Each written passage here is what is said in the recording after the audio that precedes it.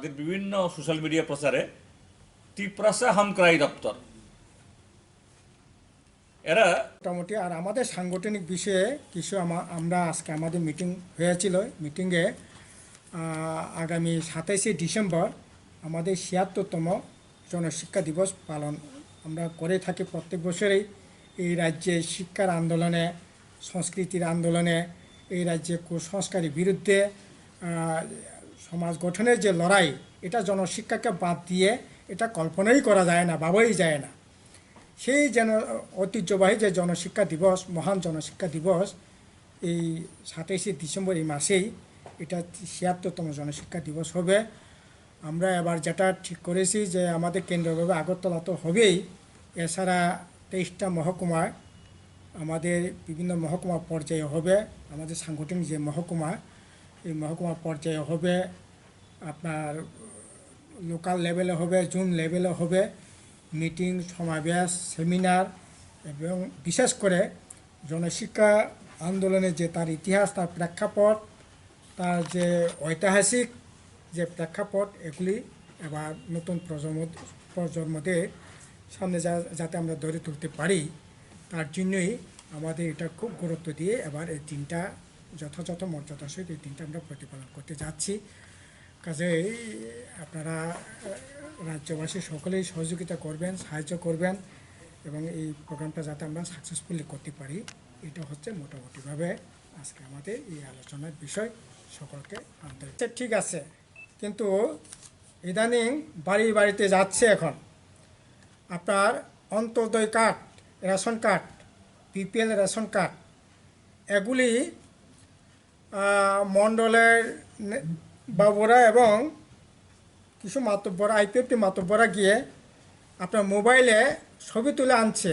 ওদের নাকি এখন আবার পুনরায় এক্সামিন করে দেখা হবে ওরা আসলে অন্তর্দয় পাওয়ার যোগ্য কিনা, বিপিএল কার্ড পাওয়ার যোগ্য কিনা, এবং মানে চরম একটা আতঙ্কের মধ্যে, ভাতা কেটে নেওয়ার পর চরম যেমন আতঙ্কের মধ্যে আছে, এখন এই রেশন কার্ড সার্ভের নামে এই ছবি টবি তুলে আনাতে যারা আসলে প্রাপক যারা আছেন তারা আতঙ্কের মধ্যে আছে। এরকম একটা অনিশ্চয়তার জায়গায় নিয়ে যাওয়া কোনোভাবেই কাম্য না। এটা তো ঠিক আছে, যারা চাকরি বাকরি পেয়েছেন এরকম পরিবার যদি হয় তাহলে হতে পারে, বা অন্যভাবে যদি সক্ষম হয় তাহলে হতে পারে, কিন্তু এরকম পরিবার আছে যারা একেবারে নিঃস্ব পরিবার, যারা আসলে প্রকৃতপক্ষেই বিপিএল মানে কার্ড, অন্তর্দয় কার্ড যারা পেয়েছে তাদেরকে সেরকমভাবে কাটার কোনো মানে হয় না। সার্ভে নামে একটা আতঙ্কের পরিবেশ তৈরি করা কোনো মানে হয় না। এটা এক্ষুনি বন্ধ করা হোক, এবং এগুলি করে কোনো ধরনের যাতে না করা হয়। আমি যেটা গণমুক্তি পরিষদের তরফ থেকে যেটা বলতে চাই, ইদানিং গত 10ই জুন রাজ্য সরকারের থেকে একটা সার্কুলার বেরিয়েছে, যেটা অত্যন্ত অনাকাঙ্ক্ষিত। এটা কোনোভাবেই হওয়া উচিত ছিল না। এডিসি গঠন হয়েছে, তার কতগুলো রাজনীতি, সামাজিক, অর্থনীতি, তার যে প্রয়োজনীয়তা, এটার উপর ভিত্তি করে আমাদের রাজ্যে এডিসি গঠনের আন্দোলন হয়েছে। জাতি উপজাতি সকল অংশের মানুষে এই এডিসি গঠন হয়েছে। এই এডিসি শুরু থেকেই বলা যেতে পারে, এডিসিতে যদি কোনো জমি, এডিসি কোনো জমি যদি রাজ্য সরকার হোক, কোনো ব্যক্তিকে হোক, কোনো এনজিওকে হোক, কাউকে যদি কোনো এডিসি এলাকার জমি যদি কাউকে অ্যালটমেন্ট দিতে হয়, তাহলে পরে এডিসি থেকে কনকারেন্স নিয়ে এডিসি সেখানে মানে অনুমোদন ক্রমে এই ল্যান্ড অ্যালটমেন্ট দেওয়ার ব্যবস্থা করে থাকেন রেভিনিউ ডিপার্টমেন্ট। সেই মর্মে রাজ্য সরকারের থেকে তৎকালীন বামফ্রন্ট সরকারের সময়ে একটা নোটিফিকেশন জারি করে এটা করা হয়েছিল, এবং সেই মতেই এতদিন ধরে সাব ডিভিশন লেভেলে অ্যালটমেন্ট কমিটি হয়।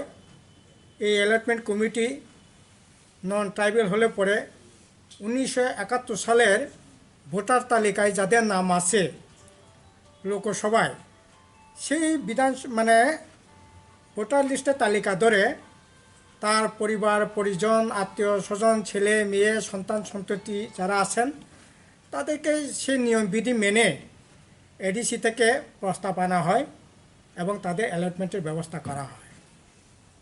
কিন্তু অত্যন্ত দুর্ভাগ্যের বিষয়, এডিসিকে ক্ষমতা দেওয়ার কথা বলা হচ্ছিল, ত্রিপুরা ল্যান্ড হবে, এডিসি পাওয়ার বাড়বে, জমির পাওয়ার, অর্থনীতি পাওয়ার, ডাইরেক্ট ফান্ড হবে, কত গল্প সেখানে শোনানো হলো। কিন্তু দুর্ভাগ্যের বিষয় হলো আজকে এডিসি যে ক্ষমতাগুলো বুক করতেন এতদিন ধরে জমি, অন্তত পক্ষে এডিসি গঠনই হয়েছে ল্যান্ড, ল্যাঙ্গুয়েজ অ্যান্ড কালচার, এগুলিকে কীভাবে রক্ষা করা যায় এটার জন্যই এডিসি গঠন করা হয়েছে। তার ভিত্তিতে রাজ্য সরকার এই এডিসি এলাকার ল্যান্ড প্রোটেকশনের জন্য, ল্যান্ডকে সেখানে রক্ষা করবার জন্য সেখানে নোটিফিকেশন জারি করে যে ক্ষমতাটা দেওয়া হয়েছিল। কিন্তু বিজেপি আইপিএফটির জোট সরকার 10ই জুন এক কলমের খোঁচায় এটাকে বাতিল করে দিয়ে বলেছে এটা পুরোপুরি ইনলিগ্যাল, এটা করা যায় না, এটাকে উইথড্র করে নেওয়া হলো। এই ঘটনা আমরা তীব্র নিন্দা জানাই, প্রতিবাদ জানাই। এটা পুনর্বিবেচনা করা হোক। পূর্বতন বামফ্রন্ট সরকার যেরকমভাবে জমির অধিকার এডিসিকে দেওয়া হয়েছিল সেরকমভাবে এডিসি সে জমির যে অধিকার সে যাতে বুক করতে পারে সেই ব্যবস্থা করা হোক। এবং আপনাদের মাধ্যমে অনুরোধ যেমন করব, আমরা এর বিরুদ্ধে তীব্র আন্দোলনও গড়ে তুলব। এটা কোনোভাবেই মেনে নেওয়া যায় না। এটা অত্যন্ত মানে এটা মানে কোনোভাবেই এটা অনুমোদনযোগ্য না। সেকেন্ড হলো, আসলে এটা এডিসি ক্ষমতা নয়, শুধু ক্ষমতা হ্রাস করা নয় শুধু, এখন দেখছি এখন তো এই যে উপজাতি কল্যাণ দপ্তর, এটার নাম পরিবর্তন করে এখন কি জনজাতি কল্যাণ দপ্তর করা হয়েছে। যাই হোক, যেই করুক ক্ষমতা তো দিবে না, কিন্তু ক্ষমতা তো দেওয়ার দূরের কথা। সেখানেও আমরা লক্ষ্য করলাম আমাদের রাজ্যে শুরু থেকেই এখানে উপজাতি ছাত্রছাত্রীদের বিশেষ করে তাদের সুযোগ সুবিধা কথায় মাথায় রেখে দূরবর্তী এলাকায় থেকে শহরে হোক গ্রামে হোক গরিব গরিব ছেলেমেয়েরা যাতে হোস্টেলে থেকে লেখাপড়া করতে পারেন তার জন্য উপজাতি কল্যাণ দপ্তর সেখানে তার বাজেটও যেমন অর্থ বরাদ্দ করা হয়, টোটাল যে হোস্টেলগুলো দেখভাল করবার জন্য উপজাতি কল্যাণ দপ্তর থেকে ডাকা হতো। কিন্তু ইদানিং জানা যাচ্ছে যে এটা নাকি এখন উপজাতি কল্যাণ বা জনজাতি কল্যাণ দপ্তরের হাতে থাকবে না, এটা শিক্ষা দপ্তরের হাতে নাকি নিয়েছে। এই ঘটনারও আমরা তীব্র প্রতিবাদ জানাই। এটা এতদিন ধরে উপজাতি কল্যাণে সেখানে তার দপ্তরে বাজেট হতো, তাদের স্বার্থ সংশ্লিষ্টগুলো বিষয়গুলো দেখতেন, তাদের স্কলার থেকে আরম্ভ করে সমস্ত কিছুই দেখতেন। এটাকে এখন কোনো মানে স্বার্থ নেই, যেটাকে এটা এখন শিক্ষা দপ্তরে নিয়ে যাওয়া, এটা আসলে এক ধরনের উপজাতি কল্যাণ দপ্তর বা জনজাতি কল্যাণ দপ্তর বলেন, যে দপ্তরই বলেন, এটা ক্ষমতা বাড়ানো না, এটা এক ধরনের অবাঞ্ছিত হস্তক্ষেপ, এটা কোনোভাবেই কাম্য না। এছাড়া অর্থনীতি, আমাদের রাজ্যে অর্থনীতি বিষয়ে যেটা বলবো, আমাদের মাননীয় প্রেসিডেন্ট বলেছেন সর্বশিক্ষা, আমাদের তো সংহতি থাকবেই, কিন্তু শুধু সর্বশিক্ষা না, এখন এই যে 10,323 না, এখন আমরা কথা বলে জানতে পারলাম সর্বশিক্ষা, রেগা, এনআরএসএম যারা আছেন বামফ্রন্ট সরকার থাকাকালীন তাদের যা বেতন ভাতা বেড়েছে, এই 3 বছর হতে চলছে, 34 মাস চলছে, 1 টাকাও বাড়ে নাই। বরংশ তাদের থেকে প্রফেশনাল ট্যাক্সের নামে আগে যা টাকা কাটা হতো তার ডাবল টাকা কেটে নিয়ে যাওয়া হচ্ছে। কিন্তু 34 মাসে 1 টাকাও বাড়ায় নাই, অথচ টাকা কেটে নিয়ে যাচ্ছে। কাজেই আমরা চাইব তাদের নির্বাচনী প্রতিশ্রুতি ছিল, তাদের ক্ষেত্রেও এই প্রতিশ্রুতি পালন করা হোক। সেকেন্ড একটা বিষয় বলবো যে উপজাতি, বিশেষ করে যুবকরা, উপজাতি যুবক নয়, এই রাজ্যে বেকার যুবকরা প্রচণ্ড হতাশার মধ্যে আছে। চাকরি বাকরি তো এর আগেও বলেছি, যদিও মাননীয় মুখ্যমন্ত্রী দাবি করছেন 18,500 চাকরি হলো, 95-97 হাজারে মানুষের কর্মসংস্থানের ব্যবস্থা করলেন, এই সমস্ত কথা বললেন।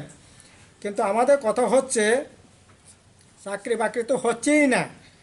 এই যে 2018 সালে ক্ষমতায় এসে কিছু যুবকদেরকে সেখানে আপনার এই যে প্রধানমন্ত্রী রোজগার যোজনা থেকে বলেন, এসটি কর্পোরেশন থেকে গুটি কয়েক লোককে এই মণ্ডলের মাধ্যমে বা এলাকার মাতব্বরদের টাকা পয়সা দিয়ে টিয়ে সেখানে কিছুটা হলেও গুটি কয়েকজন লোন টোন পেয়েছে।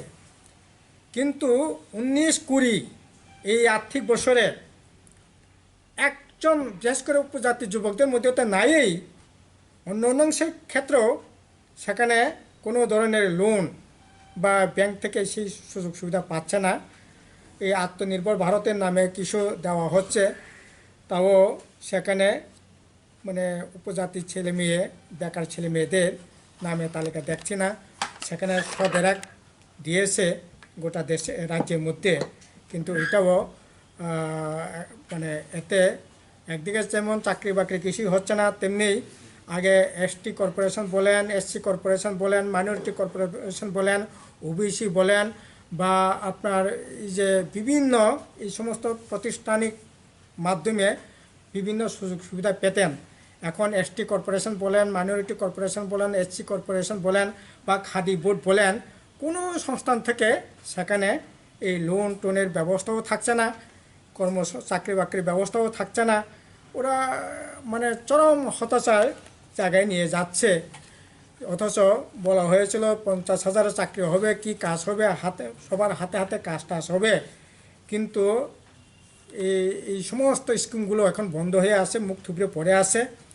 আমরা চাইব যে এগুলি যাতে প্রকৃত যুবকরা যাতে পেতে পারেন, এগুলি পুনরায় চালু করা হোক, যাতে চাকরি বাকরি তো হবেই না, যার যৎসামান্য যদি এই ঋণ টিন নিয়ে যদি কিছু করার ব্যবস্থা যদি থাকে, হয়তো কিছু করা যেতে পারে। আমাদের বর্তমান রাজ্যের যে জোট সরকার, তার অন্যতম শরিক আইপিএফটি।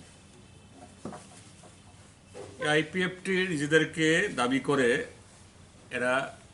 তারাই একমাত্র বিশুদ্ধ পাহাড়িয়ার দল, তিপ্রাসা দল। এরা ছাড়া অন্য কেউ আমাদের এদের ভাবে না। সেই দলের এক মন্ত্রী হলো এনসি দেববর্মা, তিনি দলের সুপ্রিমো, আর জেনারেল সেক্রেটারি হলেন মেবার কুমার জমাতিয়া।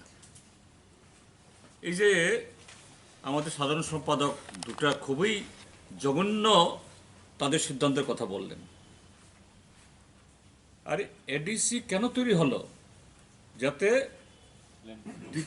ল্যান্ড, তার সাথে ল্যাঙ্গুয়েজ কালচার আছে, যা জনসংখ্যাগত এই ত্রিপুরা যে পরিবর্তনের ফলে যা অতীতে হয়ে গেছে আর নতুন করে যেন না হয়। এডিসির মূল কথা হলো যাতে ল্যান্ড এটা ট্রান্সফার না হয়, ল্যান্ড রক্ষা করা। আর 10,330 শিক্ষকদের এই অবস্থান 6, 7, 8, 9, 10, 11, 12, 13, 14, আজকে নবম দিন, অষ্টম দিন। এটা যারা এই শহরে আসছে বা শহরের মানুষ, এখানে এই 8টা দিন যে ত্রিপুরাজ্যের ইতিহাসে এরকম গণ অবস্থান লাগাতার এরকম অতীতে আরো অনেক হয়েছে রাজনৈতিক দলের নেতৃত্বে, কোনো গণসংগঠনের উদ্যোগে বা আরও অন্য সংগঠনের উদ্যোগে, কিন্তু অতীতের সমস্ত ধরনের নজির ছাপিয়ে এই শিক্ষকদের এই গণ অবস্থান একটা নতুন রেকর্ড। নিশ্চয়ই এই রেকর্ড আমাদের কাছে সুখকর রেকর্ড না, এই রেকর্ড আমরা চাই না। মহিলারা সারা রাত সেখানে এই খোলা আকাশের নিচে এই ফুটপাথে ঘুমাচ্ছেন। গতকাল একটা ইয়েতে সোশ্যাল মিডিয়ায় দেখেছি, একটা মা তার কোলে 59 দিনের একটা শিশু নিয়ে, মাত্র তার 59 দিন বয়স, 2 মাসও হয়নি, ওকে নিয়ে এসছে। তো কেননা তাদের যে জীবন জীবিকার যে সংকট, আগামী দিন যে অনিশ্চিত মৃত্যুর দিকে যাচ্ছে, ইতিমধ্যে 76 জন লোক মারা গেছে, কাজে অনন্য পায় এমনি মরবো এখানেই। কিন্তু দুর্ভাগ্যের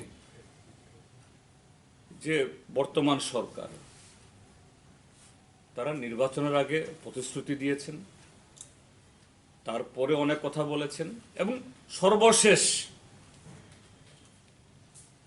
আজ থেকে 2 মাস আগে তাদের মহাকরণ অভিযানে তাদেরকে পুলিশের লাঠিপাটা, জল কামান আক্রমণ, নানা হেনস্থা করে আটকাতে পারলেন। এরা গেলেন, মুখ্যমন্ত্রী কথা বললেন, এবং মুখ্যমন্ত্রী বললেন আমি 2 মাসের মধ্যে ব্যবস্থা করছি। আজকে 8 দিন বসে আছে আমাদের ভাইয়েরা, বোনেরা তাদের শিশু কন্যা সন্তানদেরকে নিয়ে। এই সরকারের একজন কর্তা ব্যক্তি এসে কথা বললেন না। কতটুকু অমানবিক হতে পারে? হ্যাঁ, ত্রিপুরাজ্যের জনগণের যে তাদের প্রতি সমর্থন আছে এটা প্রমাণ। কারণ এদের তো এখন দুবেলা খাওয়ার ব্যবস্থা নেই, যে অনেকে তরি তরকারি, চাল ডাল, ক্ষেতের আলু, কফি, এবং সবচেয়ে আরও বেশি যে উৎসাহব্যঞ্জক বা অভানীয় হলো, আমি আবারও বলছি উৎসাহের হলো, এটা মানে এরকম নজির না হওয়াই ভালো। একটা বাচ্চা মেয়ে, ক্লাস 1-এর মেয়ে, তার জমানো যে মাটির তৈরি ইয়েতে করে এরকম সেভিংসের এগুলো নিয়ে এসে জমা দিচ্ছে। তাহলে সাধারণ মানুষ, পথচারী, রিক্সাওয়ালা, শ্রমিক, দিন আনে দিন খায়, তারা এসে দাঁড়াচ্ছেন। আর এই রাজ্যের সরকার কত নিষ্ঠুর, অমানবিক হতে পারে? একদিকে প্রতিশ্রুতি রক্ষা করছে না, আরেকদিকে হলো এরকম হৃদয় বিদারক যে চিত্র দেখেও এদের কোনো ধরনের চিত্ত বৈকল্য হচ্ছে না। আমরা আবেদন জানাই সরকারকে দ্রুত, কারণ এখান থেকে অসুস্থ হচ্ছে। দিল্লিতে যেমন 19 দিন আজকে কৃষকদের আন্দোলন, সেখানে এই আজকে সকাল অবধি 16 জন লোক কৃষক মারা গেছে। এরকম কোনো হৃদয় বিদারক ঘটনা যাতে এখানে না হয়, দ্রুত হস্তক্ষেপ করুন। প্রাক্তন ছাত্র নেতা, নাম গিরেন্দ্র ত্রিপুরা, সাবরুমের মনু থানার অধীন চালিতাছড়ি এডিসি ভিলেজে। গিরেন্দ্র ত্রিপুরা অন্যভাবে সক্ষম, অর্থাৎ হ্যান্ডিক্যাপড, এবং সে অনাথ, তার মাও নেই, বাবাও নেই, শুধু একজন ছোট ভাই আছে, জমি জমা কিছুই নেই। এই ছেলের অপরাধ, সে কোনো একটা রাজনৈতিক দলের সমর্থক, যা বর্তমান শাসক দল এটা পছন্দ করে না। সে খুবই মানে দৃঢ়চিত্তে তার যে দলকে বা যে রাজনীতিকে সমর্থন করে, সে বাজার হোক, হাট হোক, সবখানি বলে, এটাই তার অপরাধ। তাকে ফুসলিয়ে নিয়ে রাত 8 দিকে তার বাড়ি কিনারে একটা কালভার্টের উপরে দিয়ে গেল এবং সেখানে পরদিন সকালবেলা গ্রামের লোকরা তাকে মৃত অবস্থায় পেয়েছে। এই ঘটনায় যে পুলিশ এখন অবধি কাউকে গ্রেপ্তার করেনি, অথচ তাকে কে এই অটোতে নিয়ে গেল, তার কল রেকর্ড, রাত্রেবেলা কারা ফোন করলো তার ছোট ভাইয়ের কাছে, তার কল রেকর্ড, এভরিথিং, মানে এরকম একটা খুনের কিনারা করার জন্য যা যা এভিডেন্স দরকার সমস্ত মজুদ। কিন্তু বিপ্লব দেব সরকারের পুলিশ অন্য 10টি ক্ষেত্রে যেরকম ভাবে এরকম খুনের আসামিদেরকে আড়াল করে, অপরাধীদেরকে এই পার পাইয়ে দেওয়ার চেষ্টা করে, ঠিক এখানেও আসামি ধরা হচ্ছে না। উপরন্তু কি হয়েছে, আজ থেকে দিন 4 আগে বামপন্থী ফ্রন্ট সরকার Tripura forest development and plantation corporation TFDPCর মাধ্যমে ভারত সরকারের রিজার্ভ ফরেস্টে ক্লিয়ার করে মানে এটা ডাইভার্ট করে ট্রাইবাল ওয়েলফেয়ারের টাকা দিয়ে প্রায় 1,500 হেক্টর রাবার বাগান করেছে বিভিন্ন জায়গাতে। ওই রাবার বাগানের 300 গাছ সরকারি নিয়ম কানুন মেনে এই গিরেন্দ্র ত্রিপুরা এবং তার ছোট ভাই নীরেন্দ্র ত্রিপুরা দুজনকে দিয়েছিল। আজ থেকে 4 দিন আগে বিজেপি দলের লোক বলেছে না, ওই রাবার বাগানেও তার ছোট ভাই নীরেন্দ্র সে যেতে পারবে না। তার মানে হলো তাকে যে নিশ্চিত মৃত্যুর দিকে যেতে হবে, কারণ তাদের আর কোনো ইনকাম নেই। মানে বিজেপি কতটুকু যে মানে অগণতান্ত্রিক, অমানবিক এবং অন্যায় কাজ করতে পারে। একদিকে যে ভাতা এই যারা প্রাপক 92-93 বছরের বৃদ্ধ এই মা বাবা এদের ভাতা কাটে নিচ্ছে, আর এখন একটা যে অনাথ 2টা লোক তার একটা বড় ভাইকে খুন করলো, একটা আসামি ধরা হচ্ছে না, আর তার ছোট ভাইয়ের যে এখন এই রাবার বাগান এটা কেড়ে নেওয়ার ব্যবস্থা হচ্ছে। কাজে আমরা গণমুক্তি পরিষদ সরকারের দৃষ্টি আকর্ষণ করছি যে আসামি ধরা হোক, দোষীদের শাস্তি দেওয়া হোক, আর গিরেন্দ্র ত্রিপুরাকে অন্য আর্থিক সাহায্য তো করবে না তারা, আমরা জানি, অন্তত যে বেনিফিট তাকে দিয়েছে পূর্বতন সরকার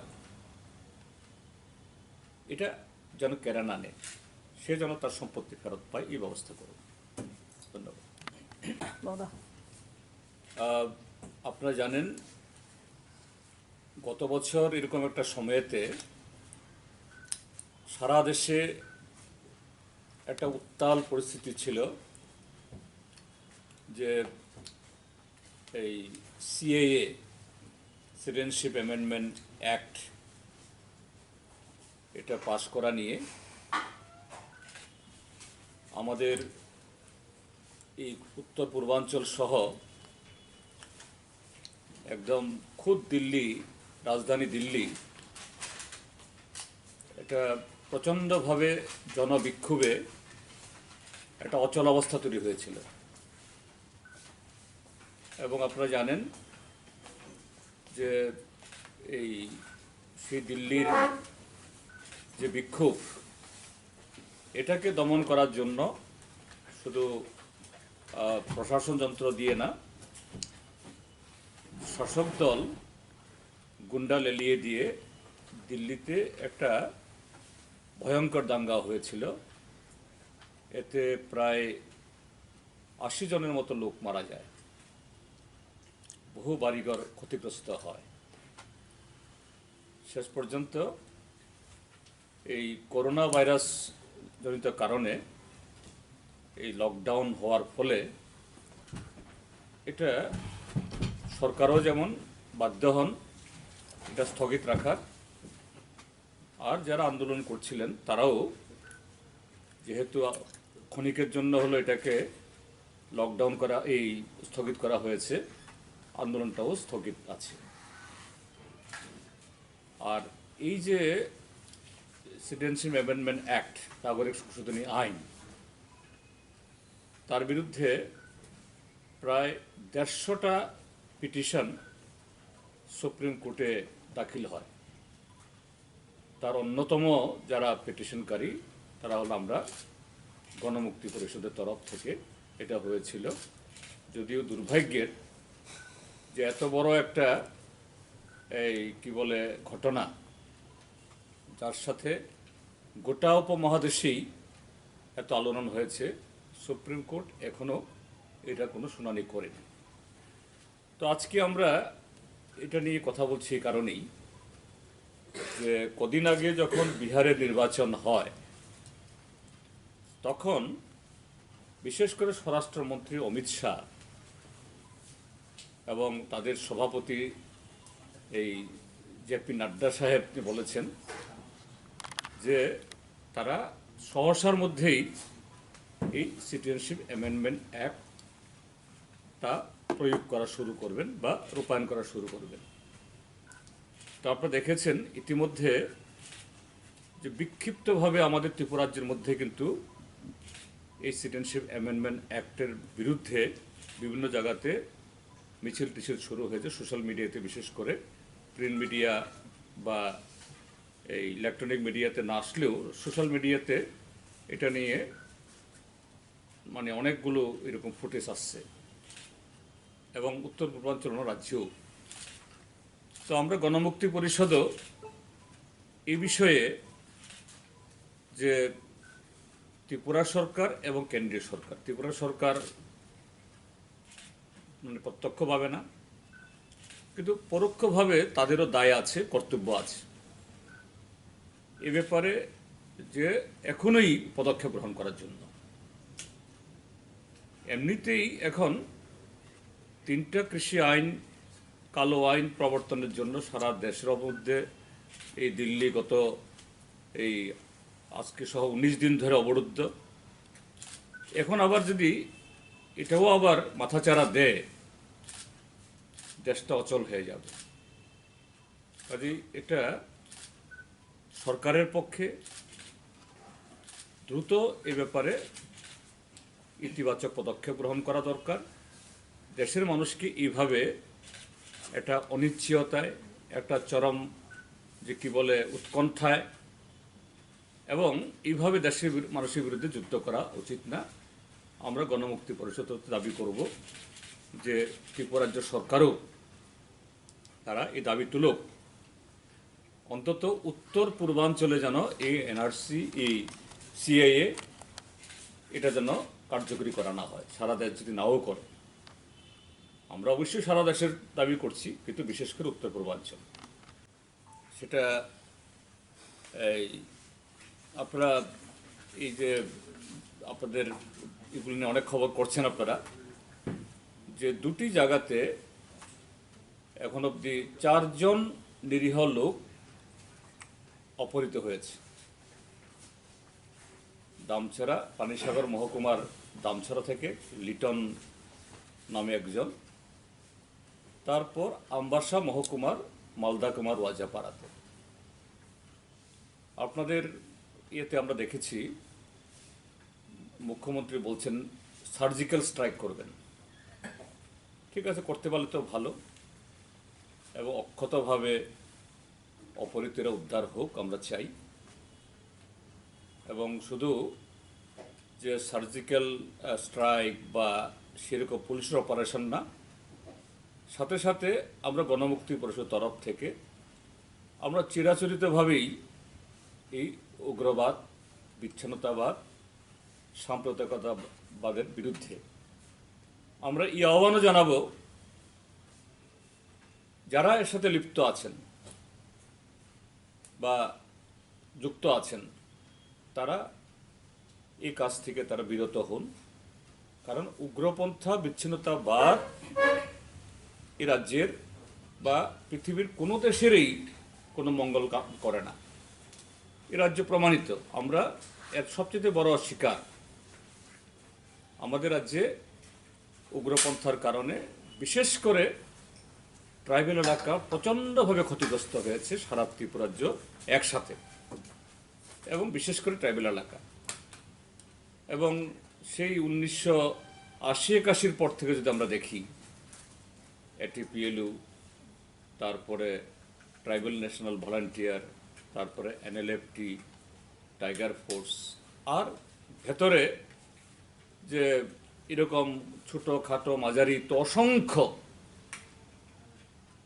কয়েক হাজার উঠতি ছেলে মেয়ে, তাদের যৌবন নষ্ট হয়েছে,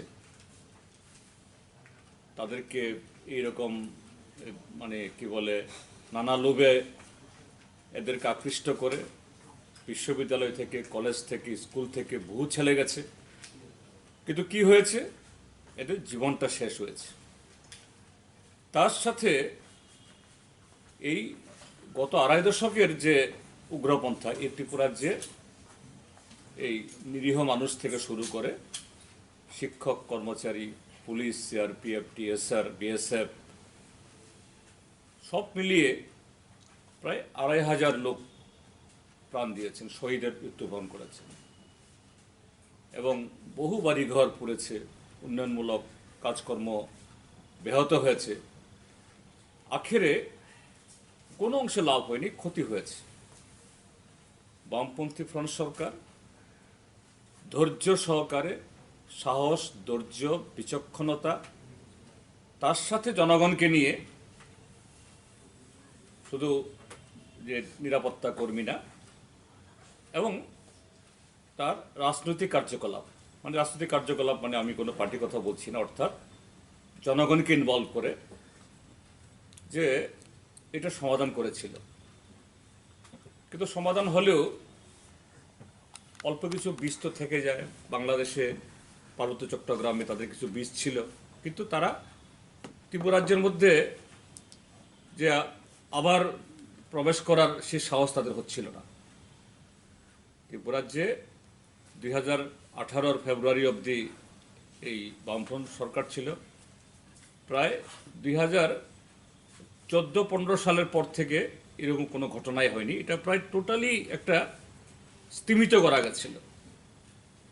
আরও যদি এটা চালিয়ে যাওয়া যেত, এটার হতো। কিন্তু এই যে ছোট্ট বীজ বাংলাদেশের এই মায়ামি রিজার্ভে আছে বিদেশি মদত পুষ্ট হয়ে, এটা এই বিপ্লব দেবের সরকার হওয়ার পর আবার কিছু সার বা এই উৎসাহ পাচ্ছে বা সুযোগ পাচ্ছে, স্পেস পাচ্ছে।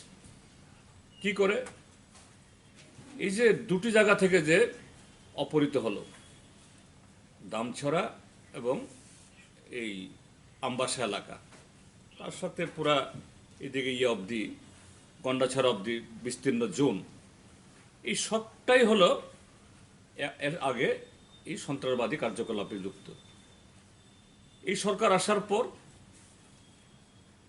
যে ওই সমস্ত এলাকা থেকে সব মিলিয়ে প্রায় 40টা টিএসআর ক্যাম্প সারা ত্রিপুরাজ্য থেকে, আমি বলেছি শুধু আমবাসা 40টা টিএসআর ক্যাম্প উড্র করেছে। এদেরকে পাঠিয়ে দেওয়া হয়েছে দিল্লিতে, তারপরে কোল ইন্ডিয়ার এই কয়লা খনি পাহারা দিতে, আরও কোন কোন জায়গায় জানি, ছত্তিশগড়, এবং মানে ক্রমে ক্রমে 3 ব্যাটালিয়ন টিএসআর চলে যাবে। তো 3 ব্যাটালিয়ন টিএসআর যাওয়া মানে এক একটা ব্যাটালিয়নে সব মিলিয়ে প্রায় 1100 জওয়ান থাকে, যে 3300 জওয়ান চলে যাবে। তো এই জওয়ান কোত্থেকে মানে যাবে? এই যে ক্যাম্পগুলো ছিল, এই ক্যাম্পগুলো থেকে এগুলো উড্র শুরু হয়েছে, এগুলো খালি। কাজে আমাদের আহ্বান থাকবে যে ত্রিপুরা রাজ্যের মধ্যে যখন আমাদের এই থ্রেটটা আছে, কেন সরকার যে মানে মানে জেনে বুঝে নিজের যে ইয়েতে পায়ে নিজে কোরাল মারছে? কেন করছে ত্রিপুরা সরকার এগুলি? কারণ এই যে 3টা ব্যাটালিয়ন যদি অন্য রাজ্যে চলে যায় বা কেন্দ্র সরকারের হাতে চলে যায়, তাহলে এগুলোর বেতন দিতে হবে রাজ্য সরকারকে, কিছু খরচ কমাবে, বুঝাবে যে না আমার ইনকাম হয়েছে, অর্থাৎ এগুলোকে অন্য রাজ্য থেকে টাকা পেয়েছে হিসাব করবে। তো এটা তো মানে নিজের পেটে কাঁটা ঢুকিয়ে কম খেয়ে বা নিজেকে আহত করে বীরত্ব দেখানো, এর কি কৃতিত্ব? এবং তার ফলে আজকে চারটি পরিবারের সদস্য আজকে তারা কোথায় নিয়ে গেছে, আপনাদের মাধ্যমে দেখছি বাংলাদেশের অভ্যন্তরে নিয়ে গেছে ইত্যাদি ইত্যাদি বহু খবর। কাজে আমরা সরকারের কাছে বলবো যে যে সমস্ত টিএসএর ব্যাটালিয়নগুলো তুলে নেওয়া হয়েছে এগুলি ফেরত নিয়ে আসুক। যে ক্যাম্পগুলো ছিল যেখানে যেরকমভাবে ক্যাম্পগুলো আবার এই পুনরাবস্থায় নিয়ে আসা হোক। তার সাথে যে ত্রিপুরার যে নাগরিকদের অনুরোধ করব, কারণ নাগরিকদের সহযোগিতা ছাড়া সম্ভব না।